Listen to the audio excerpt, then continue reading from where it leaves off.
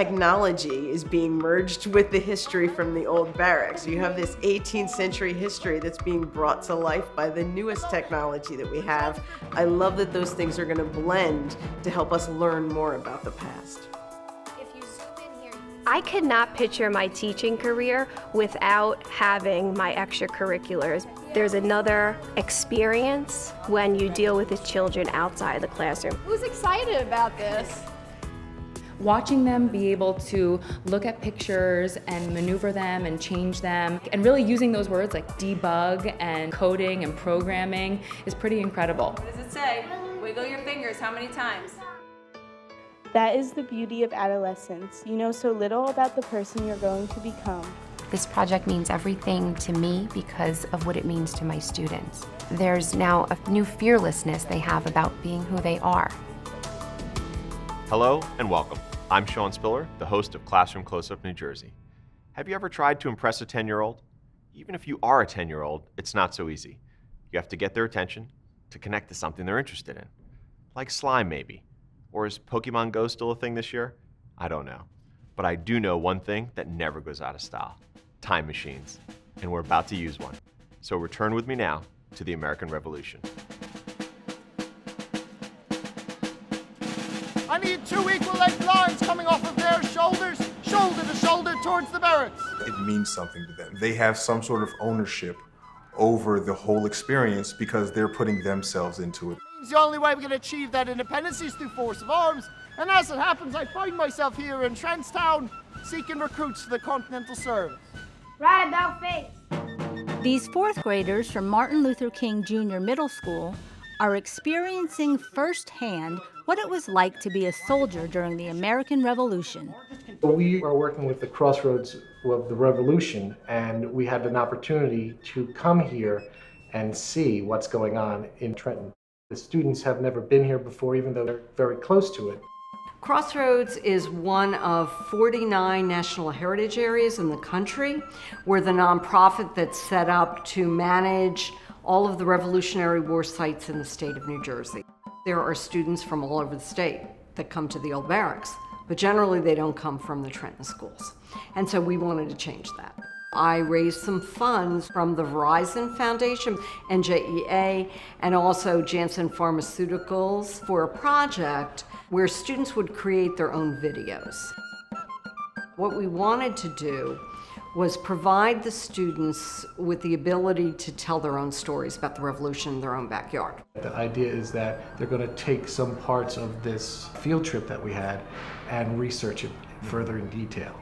Over the course of the year, the students will work with their teachers, they'll learn more about the revolution, they'll think about what they saw here today, they have footage that they shot today, and they'll incorporate that and decide what story they want to tell. What Washington decided to do was that in the middle of the night, he would take our army and side-skirt Trenton altogether. It's history from where they are from. They are from Trenton, New Jersey. This is Trenton. And it's an experience that, even though it is for some within walking distance for them, this is somewhere some kids have never even seen, never heard of, and some don't know that these battles and the whole war happened here, that it's real for them. It has a connection that they can make. Now, we don't often happily take kindly to strangers appearing upon a parade ground, especially when we don't know what their intentions might be. The students were involved in two of our programs today, both a Meet the Past program, which involves them being recruited into the ranks of the Army. And repeat after me. I solemnly swear to serve for 3 years as a faithful soldier to these United Colonies and to the Continental Congress. That's it. You're in. As well as meeting with a witness to the Battle of Trenton and a surgeon who would tell them about their inoculation against smallpox. Inoculation is the process by which we are going to give you the less lethal version of the 4 different types of smallpox. Our Call to Arms program, which is more specialized programs that they get to choose from. And today they chose to have our uniforms program and a program where they got to meet a drummer from the Revolutionary War. The presenters were excellent. They had all the knowledge that they needed. They were able to take questions from the children. Yes. Who protects the drummer? We'll put us way in the back of everyone else. so all the soldiers in front of us get to protect us. We have the right version of the disease. They stayed in character. We'll need 2 particular brave and intrepid recruits willing to step forward. How about you there, lad? They owned it. And I think that was one of the biggest things that the kids were like, I can see that this happened. I like the fact that they were able to see the musket go off. Fire! It wasn't just talked about. They were able to hear the drum. They were able to see the smallpox, to physically see it, to touch it, to hear it. It's fantastic. It impacts children than just seeing it on TV or reading it in a book. They get to see it and the images are real for them. They're there, they're tangible.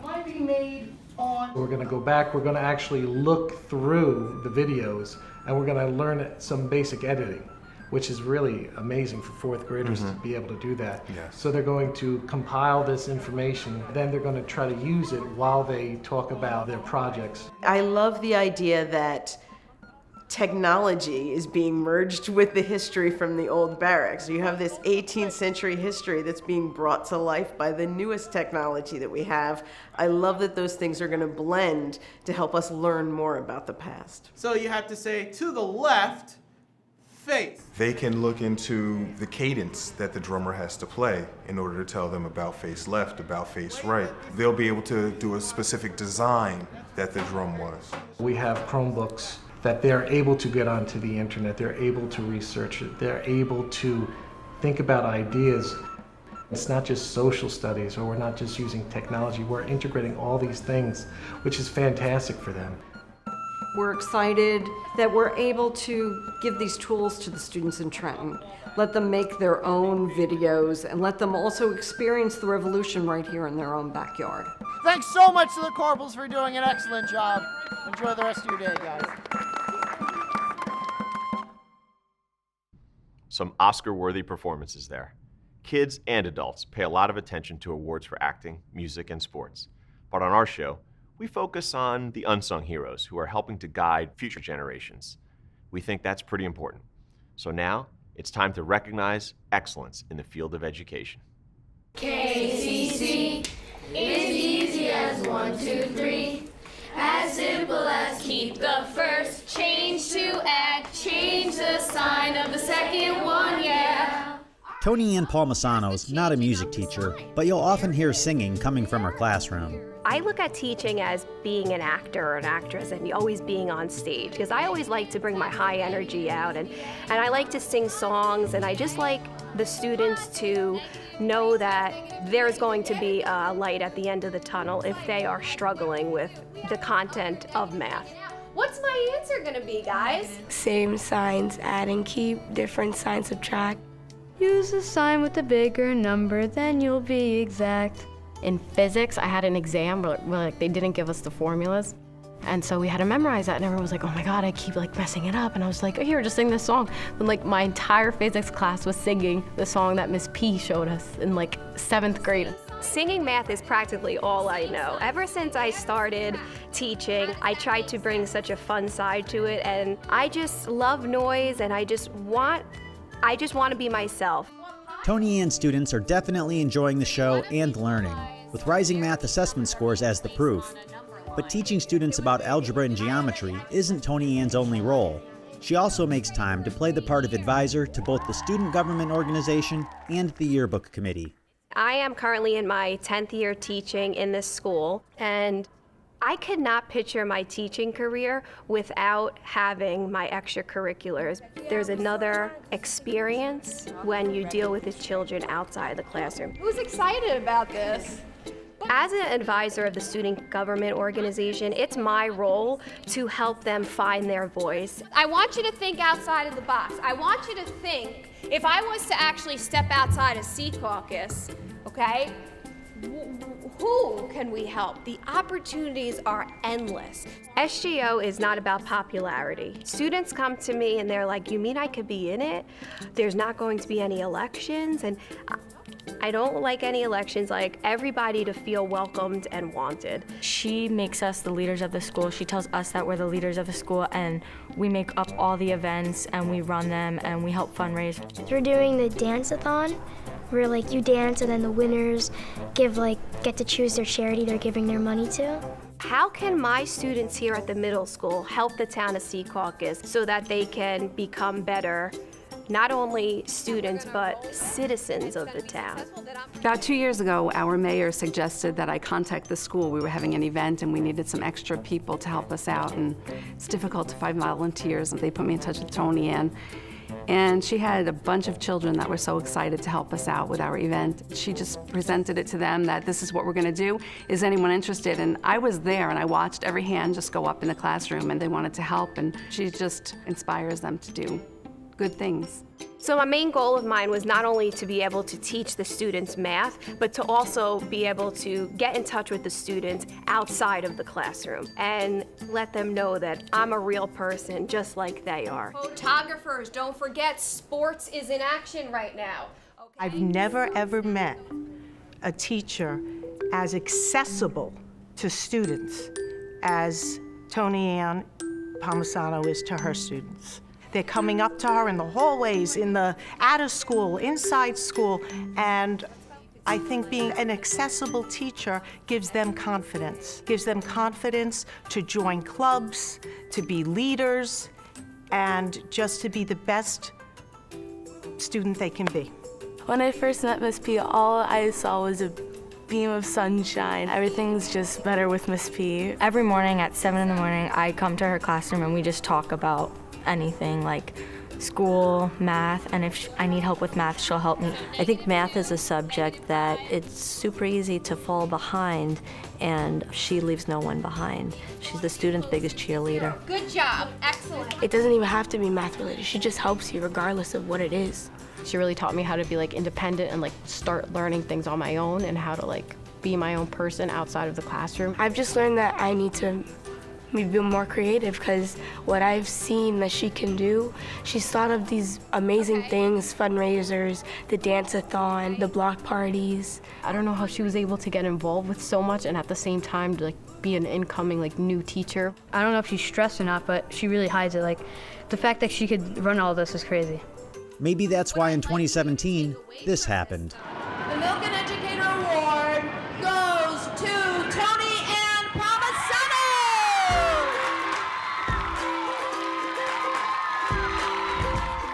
When my name was called, I was just in awe. I'm walking down the bleacher stairs and my legs are shaking. It was an experience that I'll never forget. And as I'm receiving the envelope, I'm jumping up and down. My true personality came out.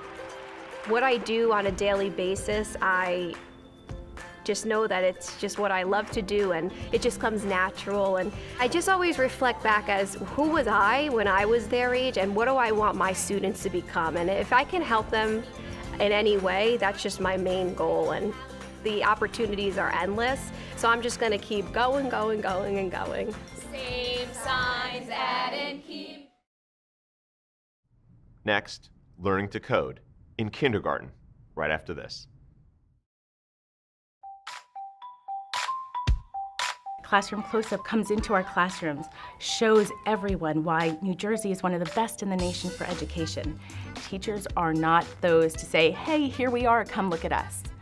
And I'm just very thankful that we can highlight that, we can showcase that, we can show what makes New Jersey the best in the nation. To make one new word. Very good. Hopscotch in kindergarten, that seems right, but that's not what's going on here.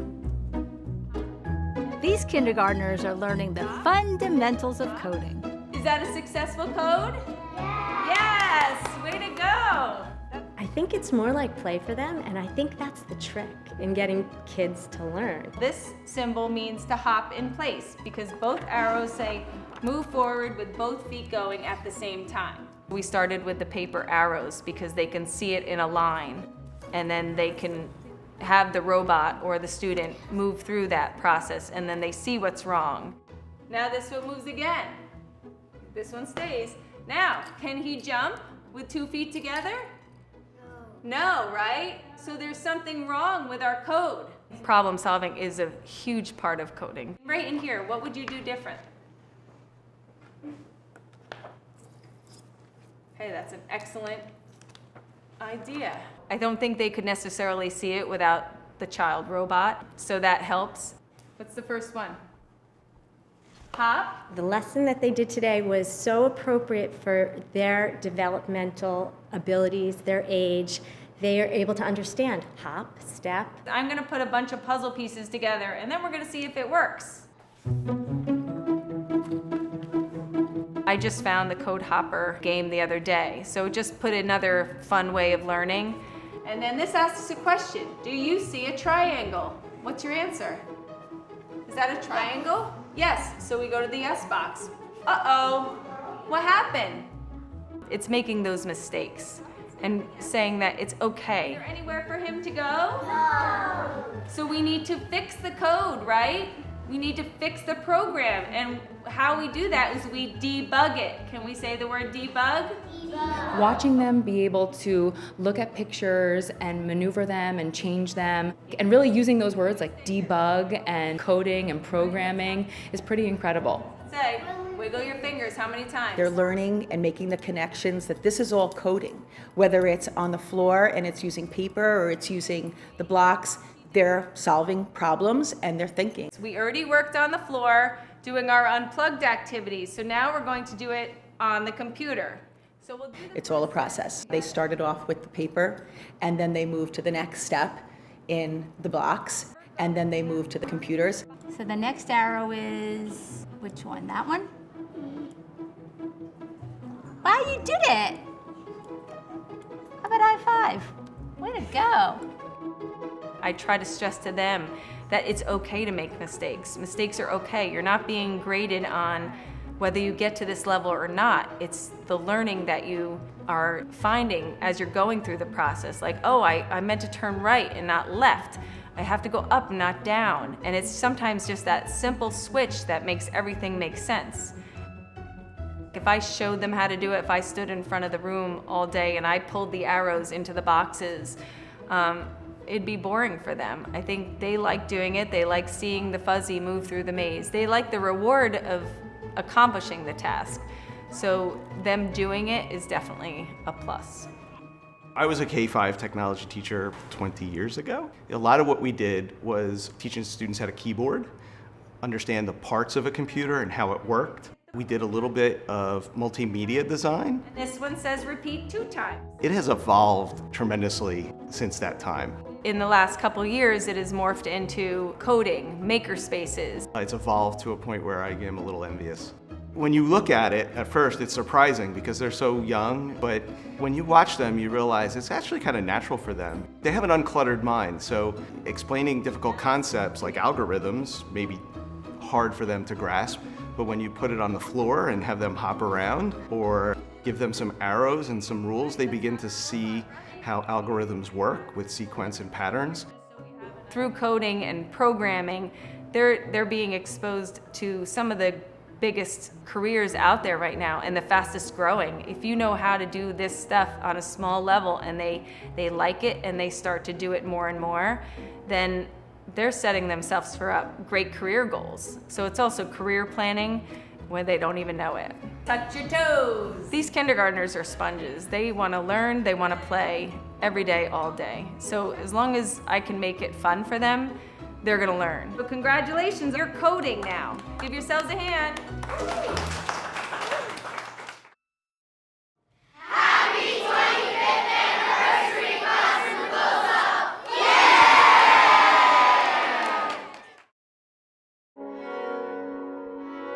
Yay! Good morning, everyone. Behind me is the fruits of your labor, these gorgeous trees. Although Maren Baum is a language arts teacher, this assignment required her students to embrace their artistic side. There's a representation of all of you here, all unique, individual, and personal. This project was inspired by the book titled Speak.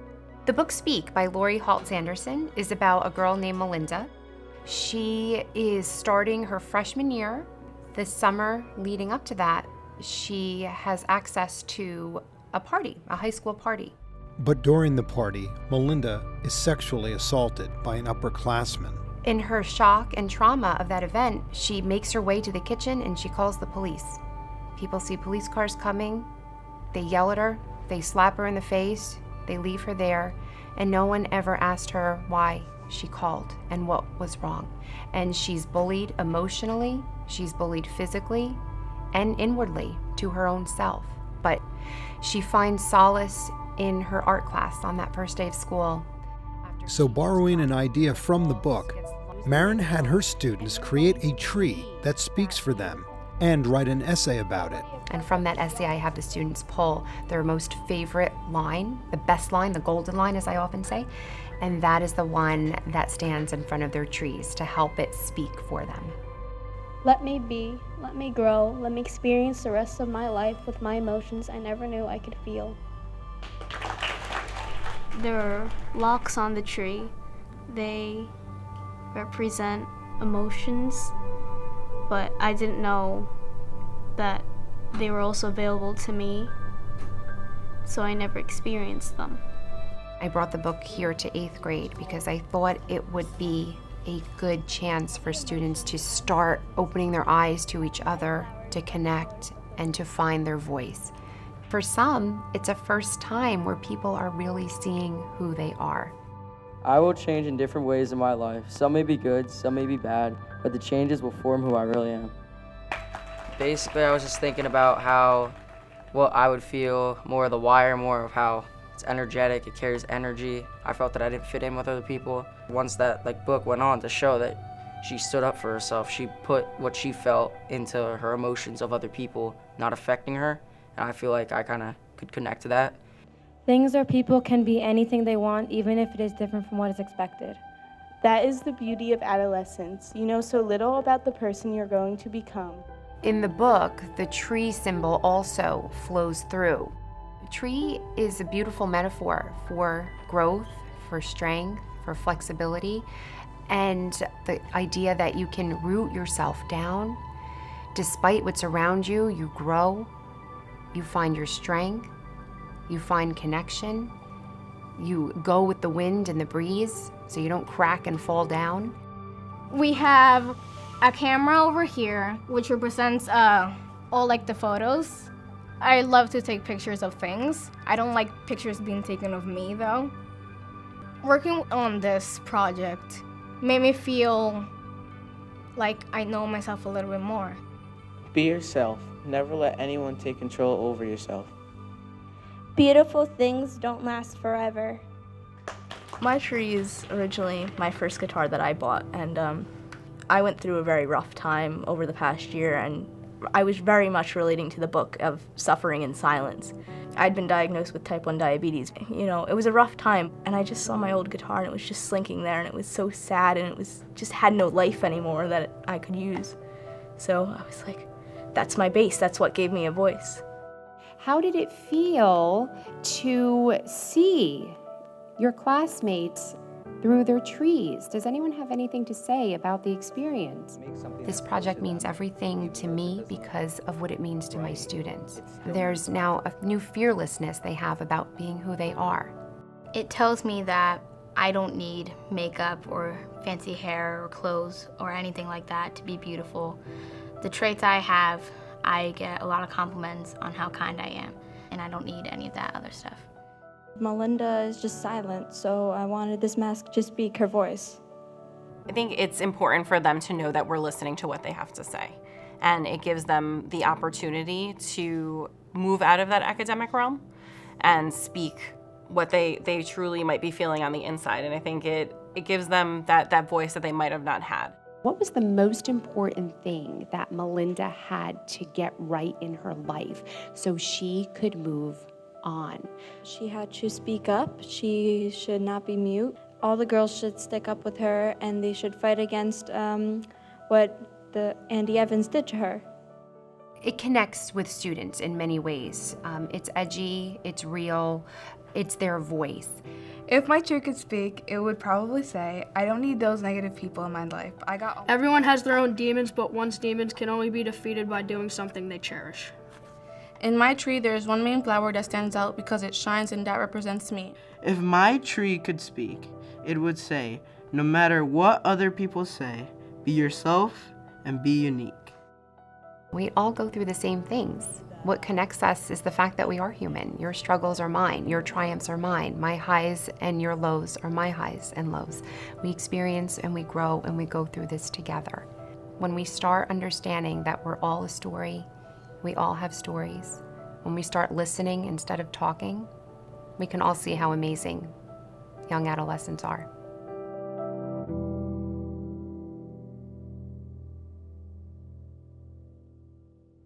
A few years ago, the author of Speak ended an interview with these words: "To remain silent is to be complicit. We must all speak up and be the change we want to see." For most young people who spend so much of their lives in schools, the classroom is a place of tolerance and inspiration, where students look ahead by understanding what came before, a place where voices are heard and stories are appreciated. Remember, you can watch more stories on our website, classroomcloseup.org. And please join us next week for Students Raising Students and more inspiring stories from our great public schools. For Classroom Close-Up New Jersey, I'm Sean Spiller. See you soon.